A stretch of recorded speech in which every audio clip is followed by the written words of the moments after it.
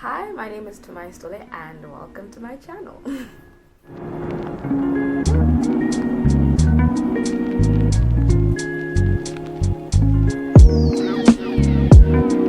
Firstly, I would like to say thank you to everyone who watched my first video. This YouTube thing is very scary. You don't realize how much you're putting yourself out there for criticism. So it is very scary, but thank you to everyone who supported and subscribed and liked and shared the link. Believe me, none of it goes unnoticed, and you are not supporting an ungrateful woman. I just wanted to put that out there. And that being said, let's go on to the video. So I was initially very unsure if I wanted to talk about this topic. I'd actually been like flipping through a lot of other topics in my head, trying to find if I could find a better one to do. But I think that because this is something that I am being taught by God at the moment, I think it is appropriate for me to talk about it, because like I said, this YouTube channel is going to be a joint journey. So I want you guys to also learn what I am learning, and hopefully it works out best, it works out for the both of us. So in this video, this is what we're gonna cover. We're gonna cover why it is important to pursue holiness, common misconceptions about holiness, and how we can pursue holiness even though it can be lonely. Alright, so a lot of people ignore the subject of holiness, because to a lot of people it seems like something that is completely unattainable, and so they seem to ignore it, and they hide behind the verse, oh, no one is righteous, for no one is righteous, not even one. They seem to use it as an excuse to say, okay, I can't be perfect, and God is not expecting you to be perfect. He is expecting you to do your best to live your life in a way that shows that you have been redeemed by God. For me in my head, why I wasn't always so jumpy to learn about holiness is because also I would be like, oh no, for no one is righteous. God is not expecting me to be righteous. He's not expecting me to be perfect. I can still mess up and it'll still be okay. I can still do what I want, basically. As long as it's not too extreme, I can basically still do what I want. And also hiding behind whoever calls on the name of the Lord will be saved, and just hiding behind the idea that as soon as you receive Jesus, you're good. You're actually G, you're actually okay. You could actually just do what you need to do. But what I realized is why God wants us to pursue holiness is because it's like being in a relationship. This is the best way I can describe it, or this is the way it was revealed to me, basically. When you're in a relationship and let's say someone messes up, okay? We're not gonna talk about, maybe not cheating, physically, but you find out that they've been flirting with other people, they've been meeting with all these other people. Maybe they haven't done anything that's too extreme, but it's uncomfortable, because that's a boundary for you. You shouldn't be doing that. You shouldn't be flirting with people, basically, because I'm your person. What do you mean you're flirting with people? And you find out that they're flirting people, and you're upset, you're angry, and then you confront them about it, and then they're like, okay, you know what, fine, it's cool, I'm not gonna do it again. And then they keep doing it again. In a world of perfect forgiveness, you forgave them perfectly and you've forgotten about it. You don't hold it against them, and you just see them as what they were before. You just see them as someone who is just only for you. And then they do it again and you confront them, and then they just keep doing it, and they're like, okay, but I'm technically not cheating on you.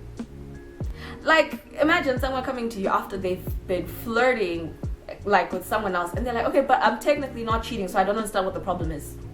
With God, when we enter into a relationship with God, He has certain expectations of us. He expects us to keep ourselves separate and set apart from the world, because the world is very contaminated with a lot of things, and He wants us to be kept separate. He wants a church that is without spot and that is without blemish. So He wants you to protect yourself. He wants you to protect your spirit, to protect your mind, so that you're kept in perfect peace. And don't think that this is Him being an overprotective person, He just doesn't want you to have fun. but the things that he is doing is for your own protection. Like if he says, okay, like for example, personally, I am not, I have a boundary. I'm not a drinker. I don't really drink, because I don't really like the taste of alcohol, and also two, because I am not comfortable with what I could do once I get drunk. I'm not really comfortable with that idea. I'm just scared of that idea. And the thing is, the Bible, it doesn't say like drinking is a sin. It doesn't ban people from drinking, but it does say that drunkenness is a sin. And the thing about Hollywood and Hollywood culture is that they've made it seem like getting drunk and passing out on the street, we're doing it for the plot. We're doing it for the plot. We want to have fun. It's not a big deal. But the thing is, the way you could be taken advantage of when you're drunk, or the way you could take advantage of other people when you're drunk, is not good. So God's saying, don't do this. He's protecting you. It's like when your parents tell you not to, they're like, don't touch the stove, it's hot. Don't touch the stove, it's hot. You're gonna burn yourself. Sometimes they'll be like, okay, experience is the best teacher, and they'll let you touch the stove, discover that it's hot, and then essentially you won't touch the stove again. But the thing is, God wouldn't want to wait for your soul to be lost until you can realize, oh wow, he really was just trying to protect me. And now the book of 1 Timothy, Paul talks about, he says that holiness with contentment is in itself great wealth. And it's talking about how basically you need to be okay with being holy, how you need to be okay with being set apart. Well, the truth is, guys, the world has fun. Okay, it's hard to protect what you hear, to protect the music that you're listening to, when like the world be making bangers.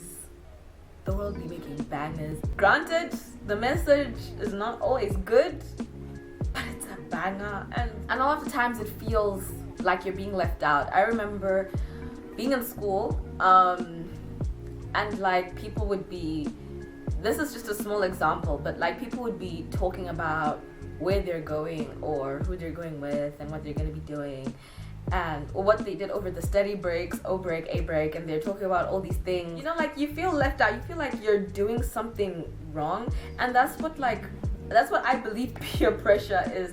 Peer pressure is not someone saying, oh, you're such a loser because you don't do this, you're such a loser because you don't do that. Peer pressure is feeling left out. Okay, that's what peer pressure is. No one is forcing you. They were like, oh, it's okay, yeah, we know you don't drink, so we know you don't. That's why we didn't invite you out, because we know you don't drink. And it's like, okay, but like, I can learn. And if there's something that you need to remember to help keep you in check, is to remember that you are going to give an account to God for everything that you did on this earth. You are going to have to give an account for how you treated people. You're going to have to give an account for every single day that you lived. You need to give an account. If he says, okay, you ended up doing this and you did that, and you said, oh no, but it's because everyone was doing it, I don't think he's going to find that a good excuse. So that is what keeps my mind, that's what helps me. That's honestly what helps me to remember that I am going to have to give an account to God for everything that I did on this earth.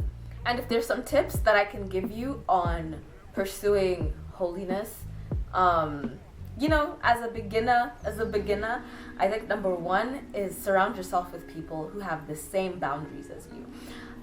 There could be a good chance that you have friends that don't necessarily have the same boundaries as you and that are okay with doing some things, and you're like, oh no, they're not bad people, they just do this and they just do that. And you can still have those friends, but it is very important for you to have friends who still have the same values as you, because it helps you remember that your boundaries are not bad. It's not bad that you have these boundaries.